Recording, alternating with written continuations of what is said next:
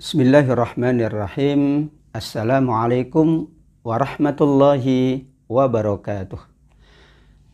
Alhamdulillahil aliyyil kabir. Wassalatu wassalamu ala nabiyyil basyirin nadhir. Wa ala alihi wa ashabihi ahli sidqi wal khair. Amma ba'du. Alhamdulillah, selalu kita bersyukur kehadirat Allah subhanahu wa ta'ala. Salawat dan salam kita sampaikan kepada Rasulullah sallallahu alaihi wasallam. Insya Allah kita selalu yakin rasa syukur kita kehadirat Allah subhanahu wa ta'ala. Allah balas di dunia dengan tambahan kebaikan-kebaikan dan keberkahan-keberkahan. Allah pula menjadikannya investasi pahala kita di yaumil qiyamah kelak. Amin ya rabbal alamin. Sedangkan salawat dan salam, kesungguhan kita mengikuti tuntunan Rasulullah, termasuk majelis ilmu ini, akan menjadi catatan-catatan bahwa kita layak mendapatkan syafaat di yaumil qiyamah kelak. Amin ya rabbal alamin. Pada hari ini, insya Allah kita akan melanjutkan kajian tafsir. Tafsir yang akan kita bahas adalah surat Al-Isra ayat 61 sampai dengan ayat 80. A'udzu billahi minasy syaithanir rajim. Bismillahirrahmanirrahim. Wa idz qulna lil malaikati isjudu li adama fasajadu illa iblis qala asjudu liman khalaqta tina. Awal ayat 61 berbicara tentang bagaimana Allah perintahkan seluruh yang berada di surga saat itu.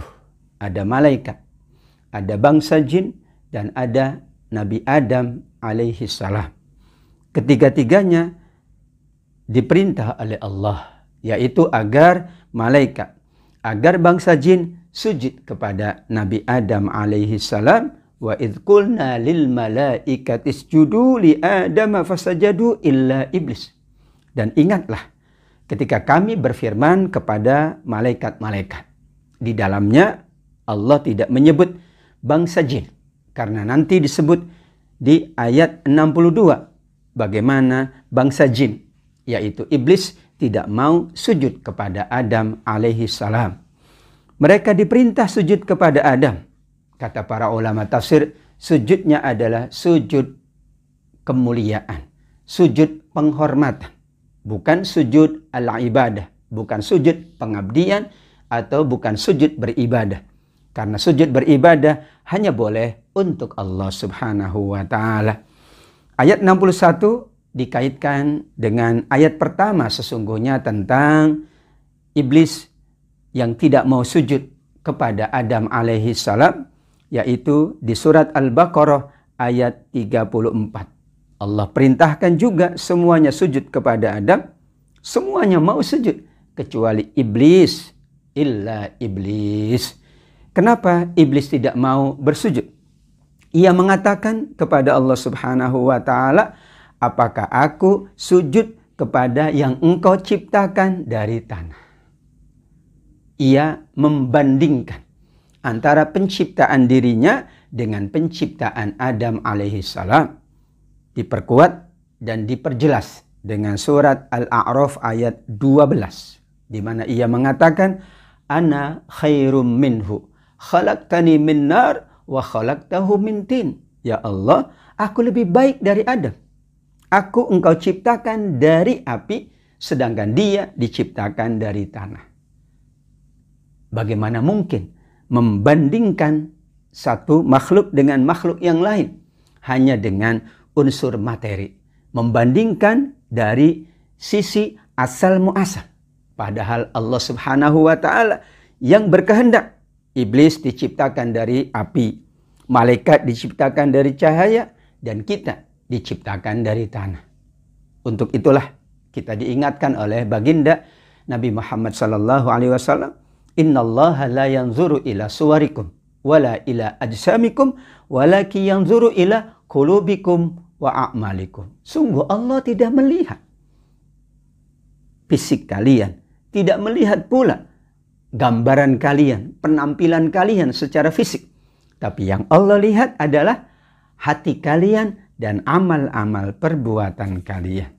Inilah kesalahan iblis, kata para ulama, memperbandingkan dirinya dengan Adam. Yaitu perbandingannya adalah perbandingan yang bersifat materi fisik. Ia diciptakan dari api, sedang Adam diciptakan dari tanah. Alasannya tidak mau sujud kepada Adam alaihissalam, padahal itu adalah perintah Allah. Justru di sini ujian Allah kepada semua makhluknya. Semua yang diperintahkan oleh Allah wajib kita ikuti, wajib kita taati. Alasan itu tidak dibenarkan kalau perintah itu perintah yang mutlak. Iblis tidak boleh menyampaikan alasan untuk tidak mau menjalankan perintah Allah. Meskipun perintahnya sujud kepada Adam. Namun karena itu perintah Allah, maka semuanya taat, semuanya sujud kecuali iblis. Ia katakan di ayat 62, terangkan kepadaku, inikah makhluk yang engkau muliakan di atas aku? Kalau engkau berkenan, tangguhkan waktuku hingga yaumil qiyamah. Aku benar-benar akan menyesatkan semua keturunan Adam yang aku perintahkan sujud kepadanya, kecuali sedikit. Begitulah ancaman dari iblis, begitulah kekesalan dari iblis karena ia diperintah sujud tapi ia tidak mau, dan kemudian ia mengatakan, aku akan menyesatkan, aku akan menggoda semua anak cucu Adam tanpa terkecuali illa qalila. Siapa yang dikatakan sedikit? Inna ibadi laisa laka alaihim sultan. Sungguh hamba-hambaku tidak ada yang dapat disesatkan oleh setan, yaitu alladzina amanu wa ala rabbihim yatawakkalun. Kalau mereka selalu beriman kepada Allah, selalu bertawakal kepada Allah Subhanahu wa ta'ala. Ayat 99 surat An-Nahl mengingatkan kita bahwa insya Allah kita termasuk yang sedikit yang tidak dapat digoda, dijerumuskan oleh setan. Syaratnya beriman kepada Allah, syaratnya selalu bertawakal kepada Allah Subhanahu wa ta'ala. Allah mengatakan, berfirman kepada iblis, pergilah kamu dari surga ini. Saat itu iblis diturunkan oleh Allah dari surga. Demikian juga Adam alaihissalam, tetapi di ayat ini tidak dijelaskan. Di surat Al-Baqarah yang sudah kita bahas dijelaskan. Karena kemudian Adam tergoda oleh iblis. Larangan Allah, jangan mendekati pohon ini, jangan makan buah dari pohon ini. Ternyata iblis mampu menggoda Adam dan Hawa, dan keduanya pula diturunkan oleh Allah dari surga, termasuk iblis laknatullah alaihi. Allah Subhanahu wa ta'ala mengingatkan bahwa nanti dalam kehidupan dunia ini Allah siapkan petunjuknya, Allah siapkan hidayahnya, Allah siapkan bimbingannya agar kita insya Allah bahagia dunianya dan bahagia pula akhiratnya. Faman tabi'aka minhum. Namun siapa yang mengikutimu wahai iblis, siapa di antara anak cucu Adam, anak keturunan Adam mengikuti iblis, maka mereka akan menjadi pula penghuni neraka seperti iblis laknatullah alaihi akan menjadi penghuni jahanam. Ya Allah, kita berlindung, mudah-mudahan semuanya terjaga dari godaan iblis dan kita mampu terus-menerus meningkatkan iman dan takwa kita, tawakal kita kepada Allah, sehingga iblis tidak mampu menggoda kita semuanya. Kalau kita tidak tergoda oleh iblis, maka insya Allah tempat kita adalah surga Allah Subhanahu wa ta'ala. Allah Subhanahu wa ta'ala menggambarkan betapa iblis menggoda sungguh-sungguh manusia. Bahkan ia mengatakan akan menggoda manusia dengan suaranya yang memukau. Bahkan beberapa pasukan dikerahkan oleh iblis. Ada yang berkuda dan ada yang berjalan kaki. Kemudian ia akan bersama dengan harta-harta manusia dan anak-anak manusia.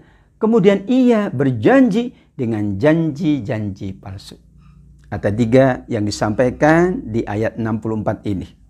Yaitu iblis akan menggoda dengan suara. Suara yang lembut, suara yang merayu, suara yang membuat hati seseorang tertarik. Namun sesungguhnya itu adalah upaya iblis untuk menggoda manusia. Ia pula akan mengerahkan pasukan-pasukannya. Jumlah iblis, jumlah bangsa jin sangat banyak. Ia tidak sendirian, tapi seluruhnya akan dikerahkan untuk menggoda anak cucu keturunan Nabi Adam alaihissalam. Ada yang berkuda dan ada yang berjalan kaki. Maksudnya berbagai cara. Sebagian ulama mengatakan karena manusia juga beragam-ragam. Ada yang mengendarai kendaraan, ada yang berjalan kaki, ada yang mampu, ada yang tidak mampu. Maka iblis, syaitan dan sekutu-sekutunya menyesuaikan untuk menggoda manusia. Mereka yang mampu digoda dengan cara yang sesuai. Yang tidak mampu digoda pula dengan cara yang sesuai. Profesor Mutawalli Sya'rawi mengatakan, ya'ti syaitan min nuqtati dha'fi bil insan. Syaitan itu datang dari titik lemah manusia. Ketika manusia kuat di harta tidak dapat tergoda, ia akan masuk ke pintu yang lain, ke titik yang lain, sampai berhasil untuk menggoda manusia. Namun Allah jamin kalau orang beriman bertawakal kepada Allah, syaitan tidak berdaya untuk menggoda manusia. Yang lebih berat adalah yang ketiga, ia akan membersamai kita. Ia akan mencoba menggoda kita melalui harta-harta kita, melalui anak-anak kita dengan janji-janji yang manis. Dalam riwayat dikatakan di antara godaan iblis tentang harta adalah jangan kamu berinfak, nanti kamu akan melarat. Jangan kamu memberi harta kepada orang yang membutuhkan, nanti hartamu berkurang. Terus ia menggoda sehingga harta kita tidak kita tunaikan haknya. Tidak zakat, tidak infak, tidak sedekah. Alasannya khawatir nanti hartanya berkurang dan menjadi miskin. Iblis akan menggoda di situ.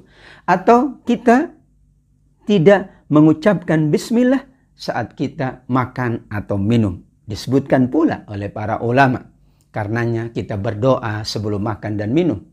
Kita memohon perlindungan kepada Allah agar makanan dan minuman yang kita makan berkah dan syaitan tidak ikut bersama makan. Dalam hadis Rasul Shallallahu Alaihi Wasallam bahwa syaitan akan ikut makan bersama orang yang tidak menyebut nama Allah ketika makan. Sehingga ada riwayat bahwa ada syaitan yang kurus dan ada syaitan yang gemuk. Syaitan yang gemuk ini bahagia. Kenapa? Karena dia makan bersama orang yang makan yang tidak menyebut bismillah.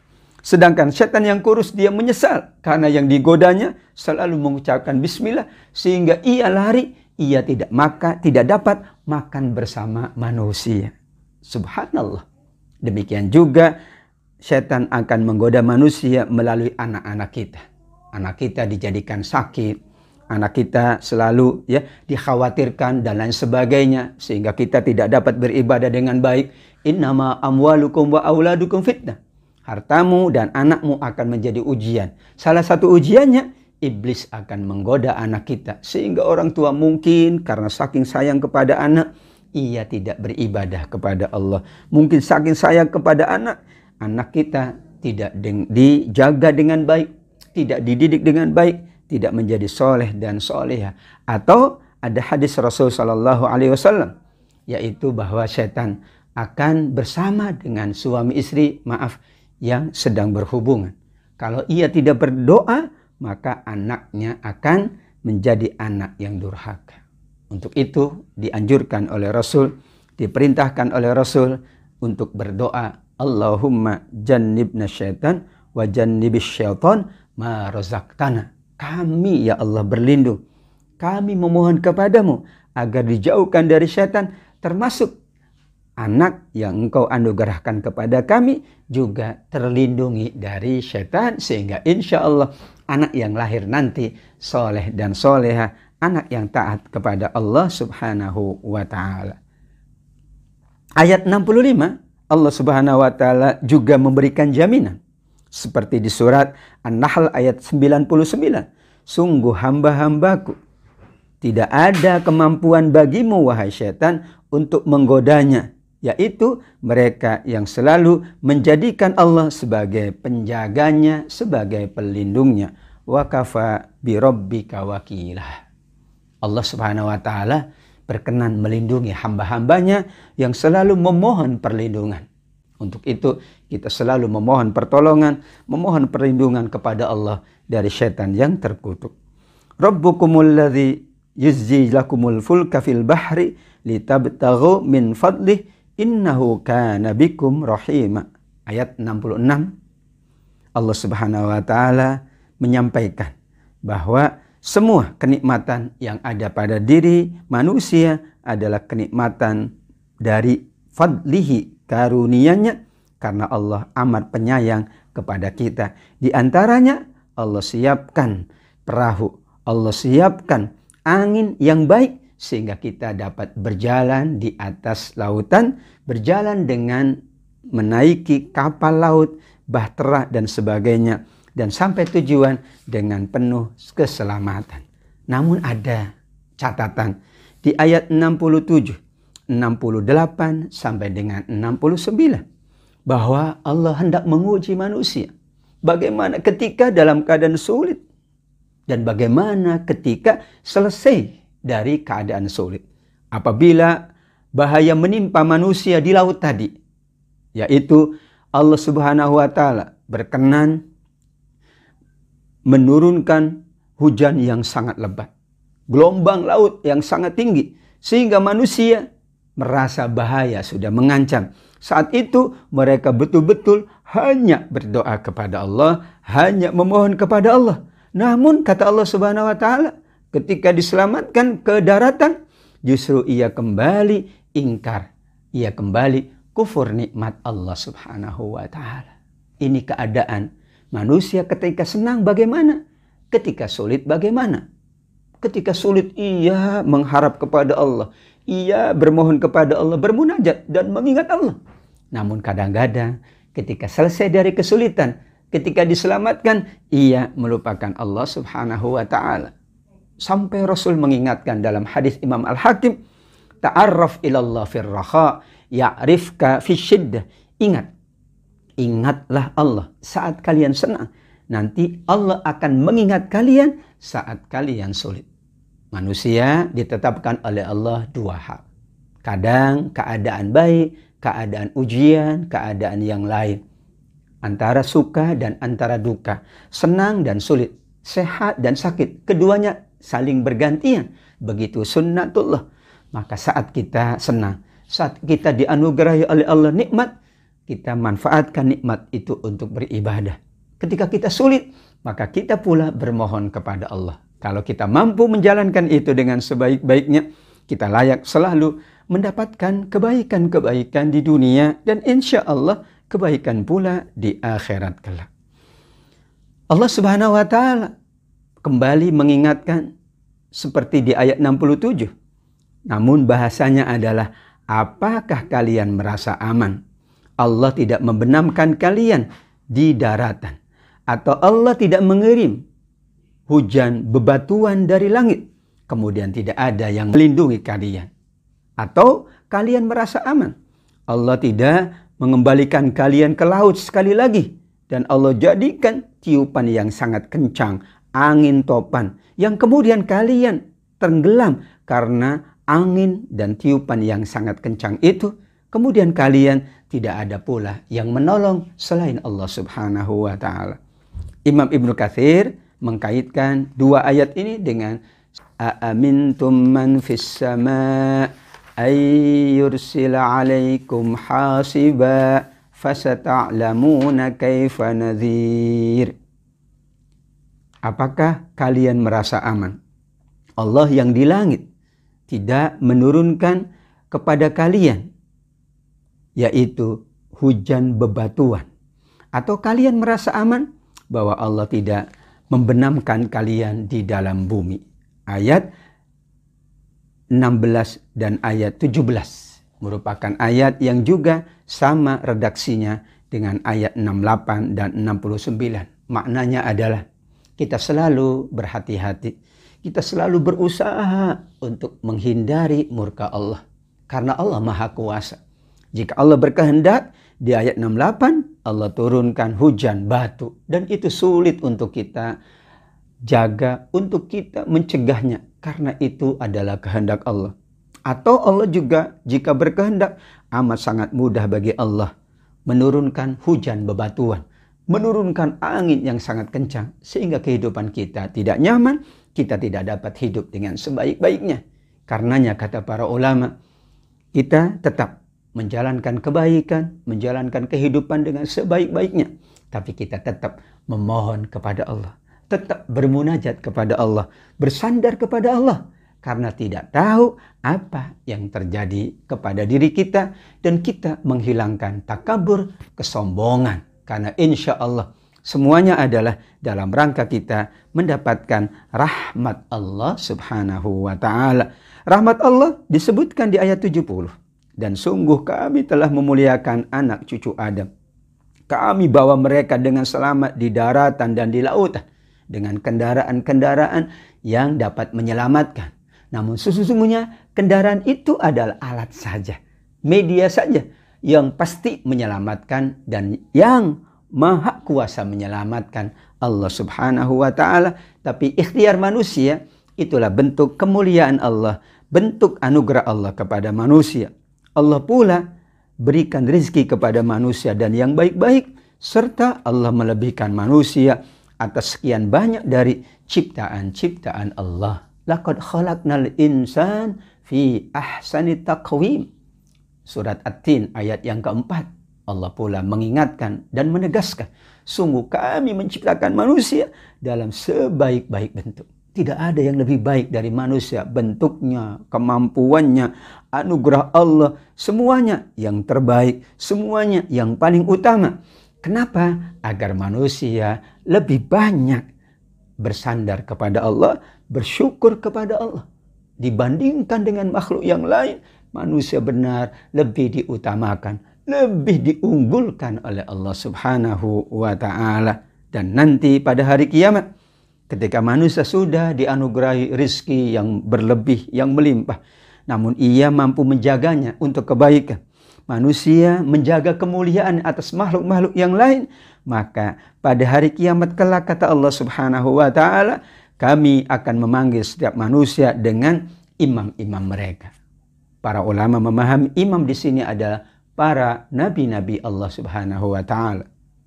Karenanya para nabi nanti di hari kiamat seperti dituturkan dalam riwayat, ada nabi yang di belakangnya umat yang banyak. Ada nabi yang hanya ada beberapa umat. Bahkan ada nabi yang hanya satu pengikutnya. Bahkan ada nabi yang tidak ada pengikutnya. Masya Allah. Dan Nabi Yuna Muhammad sallallahu alaihi wasallam yang paling banyak pengikutnya. Itulah anugerah Allah. Itulah kemuliaan yang Allah berikan kepada Nabi Yuna, baginda Nabi Muhammad sallallahu alaihi wasallam. Namun semuanya Allah akan nilai masing-masing. Benar, semuanya akan dikumpulkan dengan imam-imam mereka, dengan nabi-nabi mereka. Namun masing-masing tetap sesuai dengan catatannya. Siapa yang diberi kitab amalnya dengan tangan kanannya, mereka akan membaca itu dengan sebaik-baiknya, dengan bahagia. Dan mereka tidak dizalimi oleh Allah sedikit pun. Namun jika kemudian dalam kehidupan dunia ini, ia buta dalam arti tidak mau bersyukur, tidak mau melihat bukti-bukti dan tanda-tanda kasih sayang Allah kepada dirinya, maka di akhirat kelak pula ia dibangkitkan dalam keadaan buta dan ia telah sesat dari jalan yang benar. Ini analogi, ini perumpamaan bahwa manusia yang selalu melihat kebaikan di dunia, di hari kiamat pun penglihatannya akan bagus. Namun kalau di dunia ini matanya dipejamkan, matanya malah tidak mau melihat yang baik, di hari kiamat pula matanya Allah butakan. Kenapa? Karena itu gambaran semua yang di dunia ini adalah gambaran yang akan Allah hadirkan nanti di hari kiamat kelak. Untuk itulah kita mengaji. Untuk itulah kita selalu berusaha. Lisan kita hanya yang baik. Pendengaran kita hanya yang baik. Penglihatan kita hanya yang baik. Aktivitas tangan kita, kaki kita, semuanya hanya yang baik. Karena nanti Allah akan cahayakan kita. Allah akan terangkan kita. Dan Allah akan menjadikan kita meniti sirat dengan selamat. Dan sampai di dalam surga yang penuh dengan kenikmatan Allah subhanahu wa ta'ala. Dan sungguh mereka hampir saja memalingkanmu, wahai Muhammad, dari wahyu Allah subhanahu wa ta'ala. Karena mereka ingin menjadikan syaitan sebagai sahabat setianya. Di sini ya Allah pula tetap melindungi Nabi Muhammad. Allah menjaga Nabi Muhammad. Namun syaitan tetap berusaha untuk menggoda Nabi Muhammad. Salah satunya adalah dengan melupakan wahyu. Melupakan ayat-ayat Al-Quran. Namun Allah subhanahu wa ta'ala sanuqri'uka fala tansa, akan terus menjaga, akan terus membacakan ayat-ayat ini melalui Jibril kepada Nabi Muhammad. Sehingga Nabi Muhammad tidak akan lupa dengan ayat-ayat Allah. Untuk itu ketika kita menghafal, kita lupa. Dan saat lupa itu berarti kita sedang digoda oleh syaitan. Kita terus mengingat lagi. Kita terus dekat dengan Allah lagi. Terus kita memohon perlindungan kepada Allah dari syaitan. Karena syaitan akan menggoda manusia. Termasuk saat kita membaca Al-Quran. Allah mengingatkan di ayat 74. Walaula an thabbatnaka, kalau kami tidak meneguhkan hatimu wahai Nabi Muhammad sallallahu alaihi wasallam, engkau pula akan condong kepada mereka dengan condong yang sedikit. Allah berkenan meneguhkan hati Nabi Muhammad. Alam nashrah laka sadrak. Allah melapangkan dada Nabi Muhammad sallallahu alaihi wasallam sehingga beliau mampu menjaga, terhindar dari godaan syaitan. Kita pula berdoa. Rabbana la tuzigh qulubana ba'da idh hadaitana wa hab lana min ladunka rahmah innaka antal wahhab. Ya Allah, jangan engkau condongkan kami. Jangan engkau menjadikan kami lalai setelah engkau memberikan petunjuk kepada kami. Dalam hadis Rasul sallallahu alaihi wasallam mengingatkan bagaimana Allah subhanahu wa ta'ala juga mengajari Nabi Muhammad agar berdoa, diteguhkan hatinya, dikuatkan sanubarinya. Ya muqallibal qulub, tsabbit qalbi ala dinik. Wahai zat yang membolak-balikan hati manusia, kokohkan, kuatkan, teguhkan hamba selalu taat, selalu berusaha untuk menjalankan kebaikan-kebaikan agama Allah subhanahu wa ta'ala. Nabi Muhammad sallallahu alaihi wasallam berdoa kepada Allah agar diteguhkan hatinya. Padahal Allah sudah menjamin. Bagaimana dengan kita yang memang jauh dari kesempurnaan, yang selalu berbuat salah, yang selalu berbuat khilaf. Untuk itu kita selalu berdoa kepada Allah agar kita dilindungi, dijaga dari godaan syaitan. Dan jika manusia tergoda, maka Allah subhanahu wa ta'ala akan timpakan kepadamu, wahai Muhammad, yaitu kehidupan dunia yang berlipat ganda, kematian dan balasan yang berlipat ganda pula di yaumil qiyamah. Kemudian tidak ada lagi yang dapat menolongmu. Maksudnya adalah bahwa semua yang terjadi pada Nabi Muhammad benar-benar berada dalam perlindungan dan pengawasan Allah.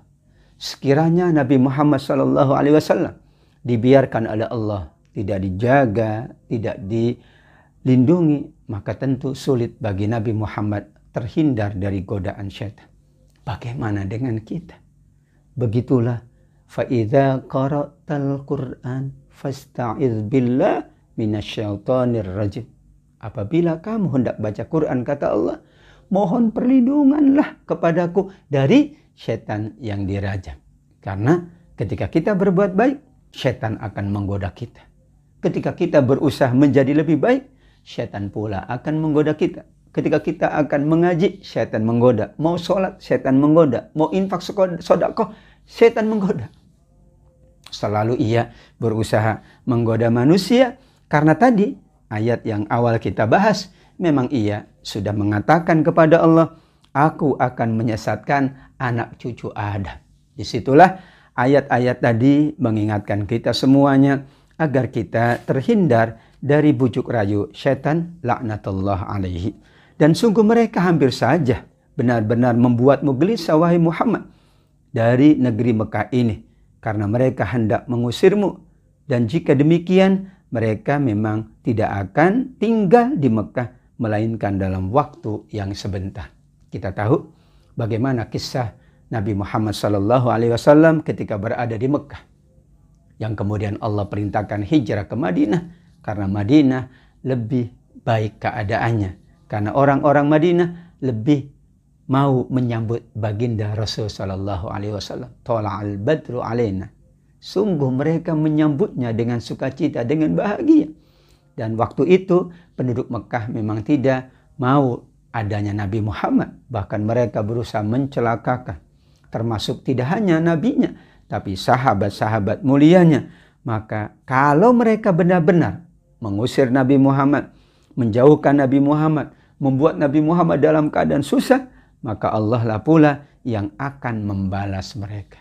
Dan terbukti Allah subhanahu wa ta'ala kembali memberikan kemuliaan kepada Nabi Muhammad dengan sahabat-sahabatnya, dengan peristiwa agung yang disebut dengan Fathu Makkah.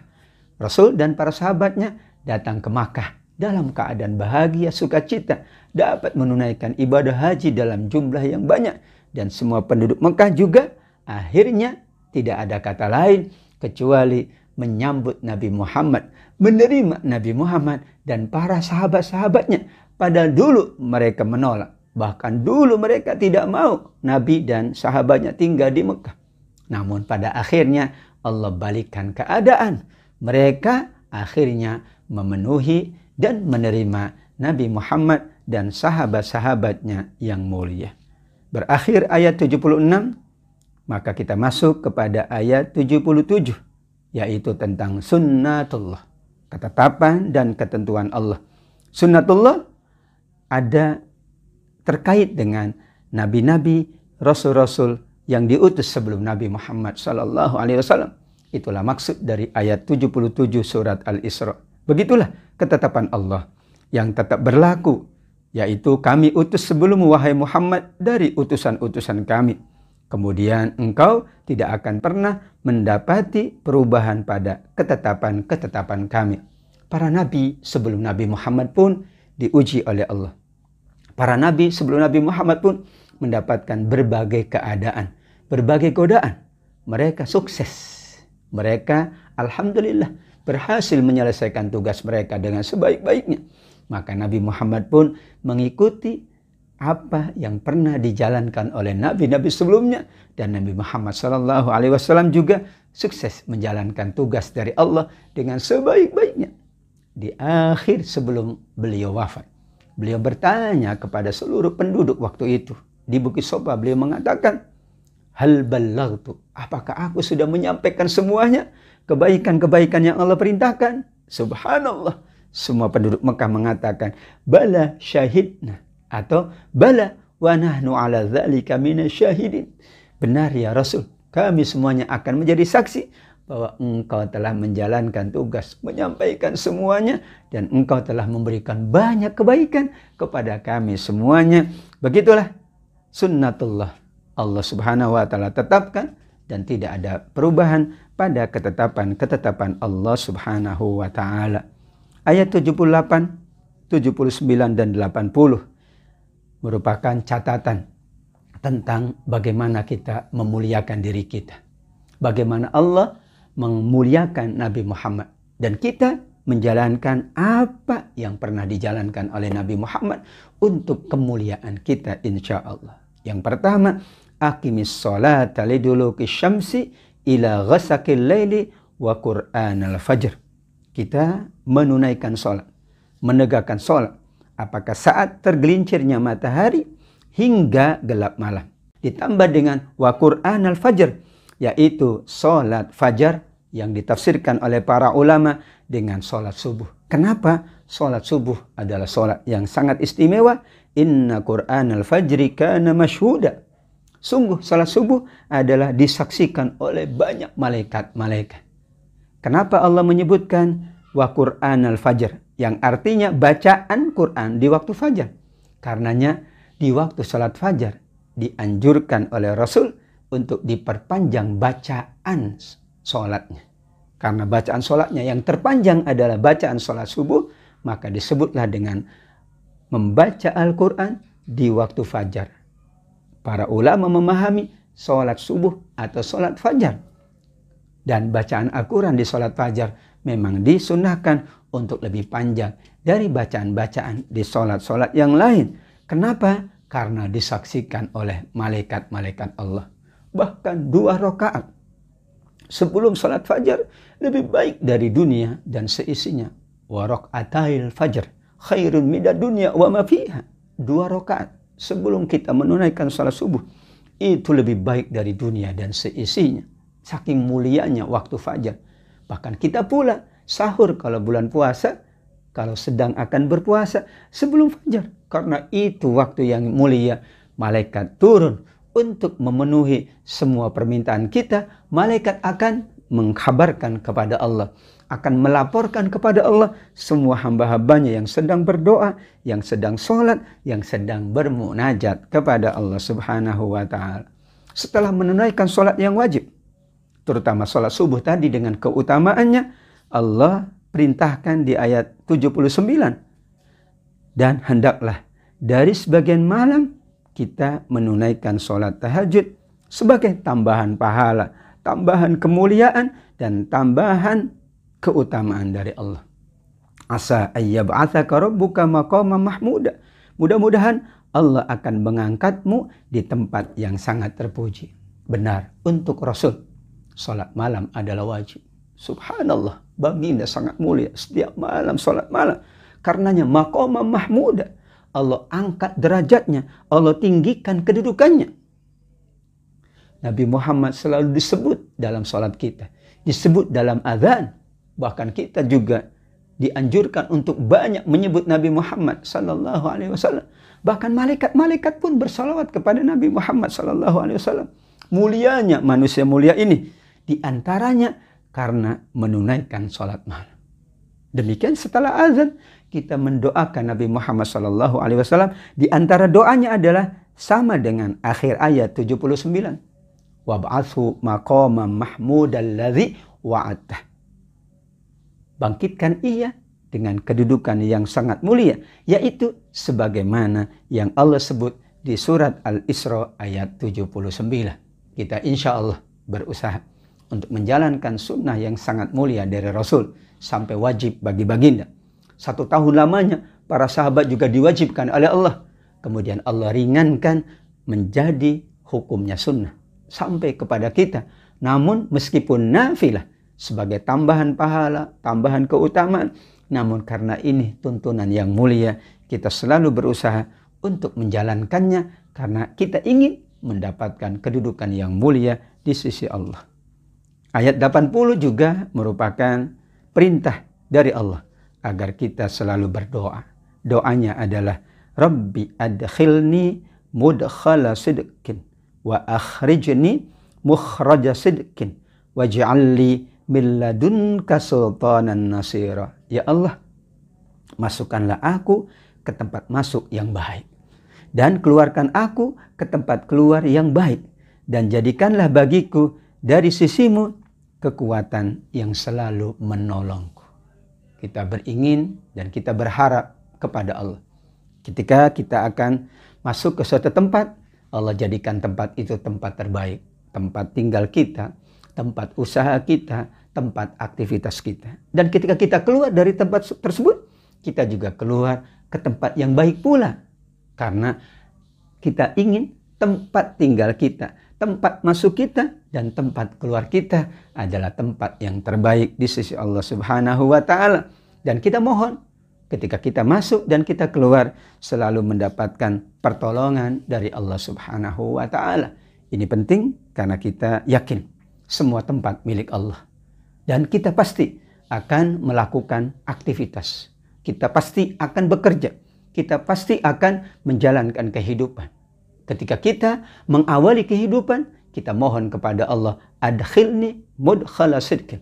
Ketika kita selesai menjalankan tugas kita mohon pula, wa akhrijni mukhraja sidqin, dan kita mohon, waj'alli min ladunka sultanan nasira. Maka insya Allah tempat tinggal kita, tempat aktivitas kita, tempat kehidupan kita Allah baikkan. Dan selesai kita menjalankan itu, Allah baikkan kembali. Itulah keutamaan dari ayat 80 apabila kita membaca dalam doa-doa kita insya Allah. Sadaqallahul azim. Ini yang dapat kita bahas pada kesempatan yang mulia ini. Jazakumullah khairan kepada semua yang mengikuti majelis yang mulia ini.